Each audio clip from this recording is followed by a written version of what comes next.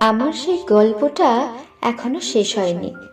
শোনো, পাহাড়টা আগেই বলেছি ভালোবেসেছিল মেঘকে, আর মেঘ কিভাবে শুকনো খটখটে পাহাড়টাকে বানিয়ে তুলেছিল ২৬ বছরের ছোকরা, সে তো আগেই শুনেছ। সেদিন ছিল পাহাড়টার জন্মদিন। পাহাড় মেঘকে বললে, আজ তুমি লাল শাড়ি পরে আসবে। মেঘ পাহাড়কে বললে, আজ তোমাকে স্নান করিয়ে দেব চন্দন জলে। ভালোবাসলে নারীরা হয়ে যায় নরম নদী, পুরুষেরা জ্বলন্ত কাঠ। সেইভাবেই মেঘ ছিল পাহাড়ের আলিঙ্গনের আগুনে, পাহাড় ছিল মেঘের ঢেউ জলে। হঠাৎ আকাশ জুড়ে বেজে উঠল ঝড়ের জগঝম্প। ঝাঁকড়া চুল উড়িয়ে ছিনতাইয়ের ভঙ্গিতে ছুটে এলো এক ঝাঁক হাওয়া।